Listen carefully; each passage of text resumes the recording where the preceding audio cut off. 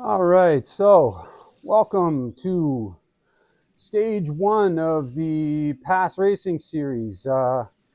This is Zwift's new gravel racing series. It was supposed to start with a lot of hype and a new route, but apparently it was so buggy they had to pull it and swap it out for this route today, which is the Jungle Circuit. I think it's like a 14-kilometer route, so short, 5K lead in, right into a climb. And then for the most part, it looks like a downhill to the finish. So I'm competing out of the 330 to 450 race category. It'll be really my first race, real race anyway, in this category. I'm not really sure what to expect. My ZRS score has me smack dab in the middle of this field. If I was making a lot of top 10s before, I might just be hard pressed to keep up at all. We'll have to see how it plays out. Doesn't help that there's a lot more variables now. Shorter course, gravel bikes, unupgraded gravel bike for me cost me like 2/3 of all the drops I have just to compete. And yeah, like I said, I was making a lot of top 10s. The podium was elusive and still is in the lower race category, and now that I'm firmly sitting in this one, I'm probably just back on the grind again, just trying to keep up with guys. And I was really starting to figure out how to launch small attacks and things like that. Now, I think it will probably be a battle of survival, but I'll try to keep it as aggressive as I can. I still think it's going to be reminiscent of an FTP test, given how short the course is. I'd imagine everybody's going to start hot and stay hot. So there's that too. No telling until we get into it, but yeah, that's essentially where it's at. Things are going well. I'm recovered from COVID, feeling good again. Like I said, I continue to climb ranks, at least within Cat C, and I'm hoping before the end of the year, Cat B is a legitimate possibility, if not a pace category that I actually find myself in. We'll see how it goes. So far, so good. And we got 25 riders in the pen, a little more than 35 registered, I think. So we'll see how many guys fly off the line here. End of the day, I suppose it really doesn't matter. This is just race day. Let's try to keep it intense so that I can get a high aerobic workout in, and yeah, come what may, come what may. Anyway, minute 30 to the bell. Let's go. Coming off the line here, I mean, this race starts not all that much different from any other Zwift race I've been in. It's typically pretty hot start, but even in this race category, one north of 390, like it is a slightly higher average in terms of a start, but not necessarily as much as I was expecting. Well, hotter start, but not too hot. And you got to remember that this race starts on a downhill, so I really was expecting some of the more aggressive leaders of the group to push like, say, 300 plus for a sustained period of time, just to set the tone for the rest of the field. I guess there was one minor half-hearted attempt at an attack or just a pace push surge, but it wasn't sustained. And again, we really do settle down into the low 200 watt average real quick. Somewhat timid start, if anything. Well, so far, looks like they got me spinning it in a different gear. 15 looks like the one. Truth is that may not be the case, and we're actually just hitting a false flat here, which causes a surge. And we've also started firmly into the gravel terrain, and the group stretches out, and we start losing riders off the back, probably because they're on road bikes and not going to be able to keep up with the pace for those that are on gravel bikes. Yeah, I don't know about this 14th gear.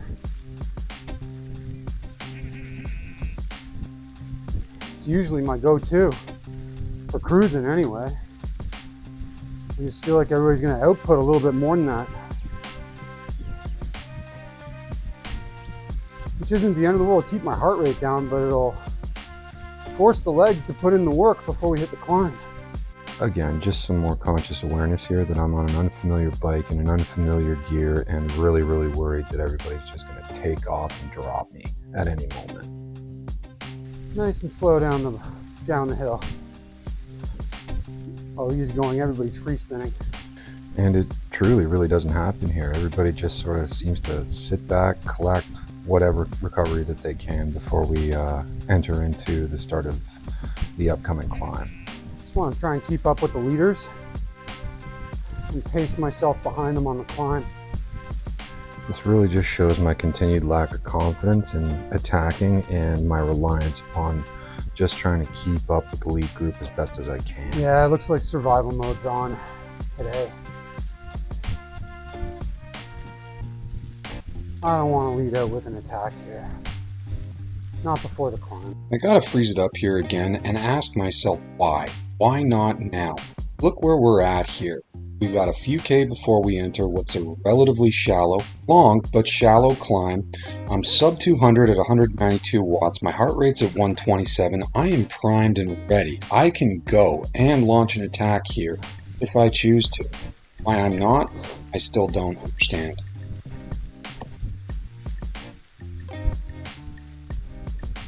Which just means all these guys are doing the same thing and they're going to dust me. For those who aren't cyclists like myself and still trying to figure out like what their most optimal strategy should be during races, I gotta say it's this continued lack of confidence and an ability to attack that probably holds me back from really being competitive in every single race that I enter. Steamroller. Probably for the end. By competitive, I mean competing for a podium. Here, I've picked up a steamroller and I'm not even considering using it until the end of the race, which means I have full confidence in my ability to make it to the top of the upcoming climb with the lead group without having to use it at all and save it for when it really matters at the finish line. All right, here we go. Nice long climb. Speed it up. There we go, pop out. All right, settle in. And this here's my typical strategy is really just lay down some solid power coming into the climb, pop out to the front of the group, and then ease back gradually on the power as I let the leaders dictate what that average watt pace is going to be moving up the climb and just hold with them as best as I can. Can't lose position on these guys. Somebody's going to put in a dig. And throughout the climb, this is me being consciously aware that 1, 2, and 3 are starting to show their stripes as the stronger riders. Petard, Elkins, Walker, Drager, they're all going off the front, and I'm just hoping that they don't surge too heavy, which they don't. I was expecting a surge north of 400, and really it tends to stick really to the top end of about 340, 350 watts, and just in spots. Everybody's going to take a little break. Right here. And dig again. And honestly, I think I get a little bit lucky with my rider group here. Throughout the entire portion of this climb, none of the riders really seem to want to assert their strength as breakaway climbers. So really, I'm left to just maintain pace and hold wheels while we move up the grade.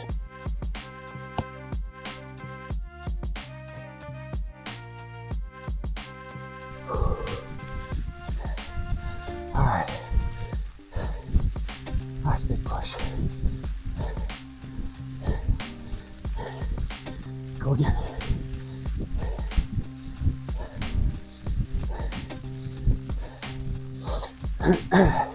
We're at the last portion of the climb now, and yes, some fatigue is setting in. My heart rate's getting up there at about 153, and we are surging north of 300 regularly, but I already know that I'm in a good spot as we come over the top of the hill. There we go. Over the bump. No recover. Hold draft and recover. And it does beg the question here, if I had attacked at the beginning of the climb, would I be in the same position that I'm in right now? Because I do enter recovery mode a little bit early here, and there is still some sustained pressure. They're not gonna let me. Good for them.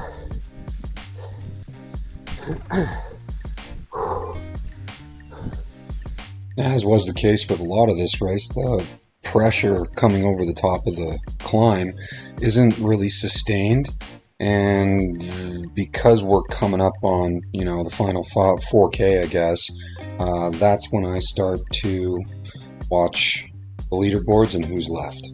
2, 4, 6, 8. We got 9. The rest are gone. Couldn't make the climb.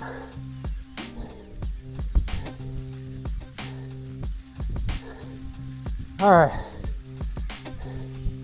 Top 10 secure. And honestly, I was actually so focused on the climb, I didn't realize just how many people we dropped off the back during it. Like, about midway through the climb, we end up losing about half of our lead group. And we're now down to the top 9 in the lead, and I am trying my best to figure out how I'm supposed to play the rest of the race to get the best finishing spot. All right, how do I want to play this? 2.5K. Somebody's gonna want to launch soon. And this is where my genuine indecision begins. Do I want to slingshot the draft here, lay down sustained power, and try to break away on an extended run to the finish line just to make the sprint easy? Is that you? Walker? 2.1K. Whoa. Watts per kg? Nope. Everybody's like, not yet. Not just yet. And trying to break away with 2K left is probably a little bit ambitious, but I can tell about here that, others are starting to think the exact same thing too. I'm going to freeze it up here again just to take some stock of where we're currently at. We're 1.9K out. I'm pushing about 214 watts with a 135 BPM heart rate, which puts me in a pretty good spot. Like, I'm in a great position to, if I choose, lay out some sustained power and try to get a head start on the finish line sprint. Ultimately, I decide not to do so and to just throw the dice and see where I land at the finish line. Put the sprint in early.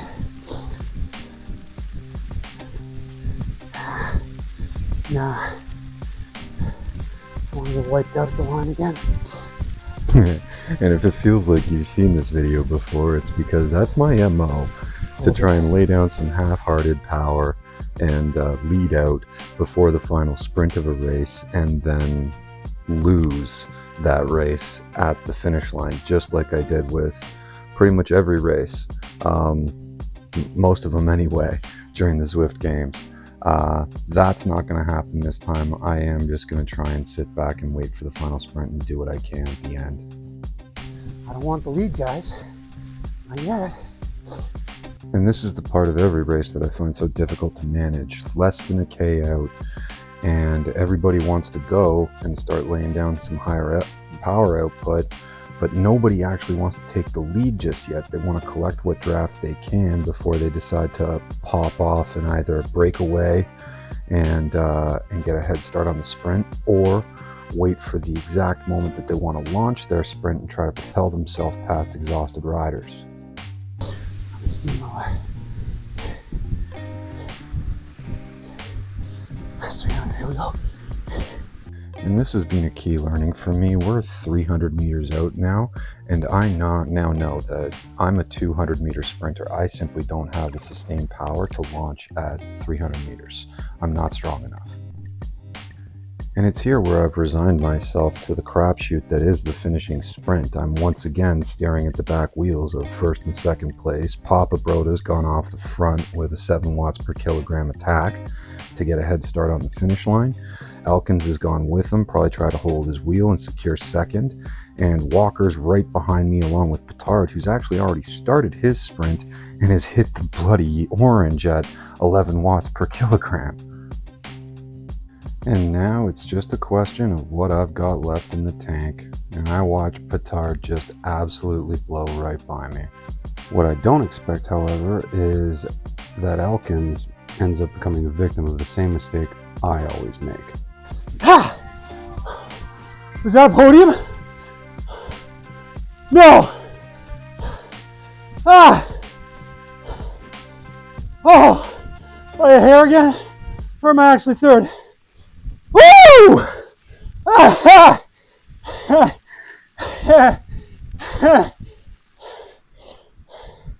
All that talk.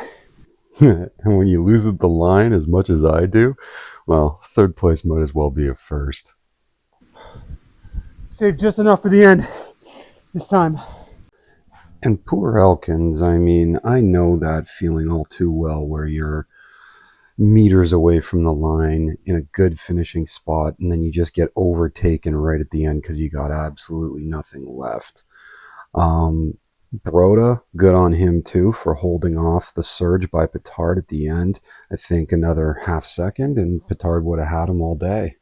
A podium. Amazingly enough. I know there's third, but it's still a podium.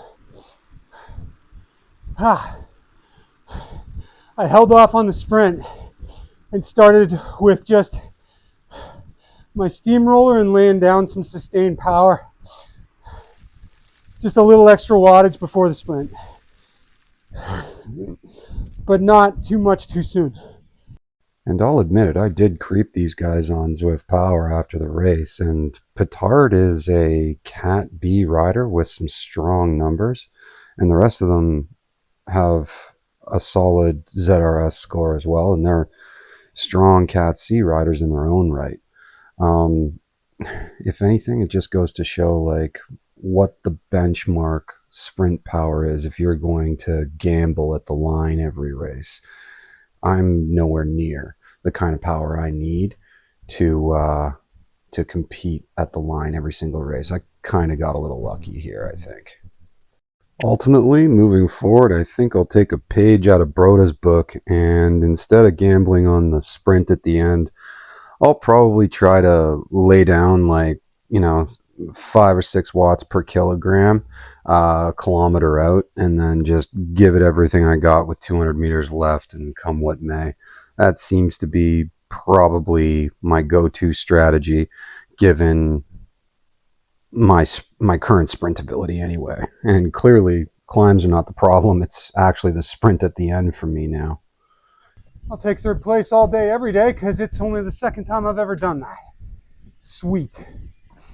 We'll run back the footage, see if there's anything I could have done different, but I actually really like how I raced that, despite how short it was. Anyway, Craig Watts, peace.